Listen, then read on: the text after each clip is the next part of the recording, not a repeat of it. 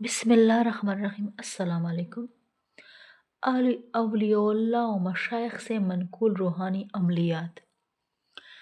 ہر فکر و پریشانی سے نجات حاصل کرنے کا نبوی نسخہ۔ حضرت ابو درداء رضی اللہ تعالیٰ عنہ فرماتے ہیں، جو آدمی صبح و شام یہ کلمات 7 مرتبہ کہے گا، حسبی اللہ لا الہ الا هو علیہ توکلت وہو رب العرش العظیم، اس کا ترجمہ ضرور سیکھے اور ترجمے کو بھی اپنے دل میں دہرائیے۔ اللہ مجھے کافی ہے، اس کے سوا کوئی معبود نہیں، اس پر میں نے توکل کیا اور وہ عرش عظیم کا رب ہے۔ اللہ تعالیٰ ہر فکر و پریشانی سے اس کی کفایت کرے گا، چاہے سچے دل سے کہے یا جھوٹے دل سے کہے۔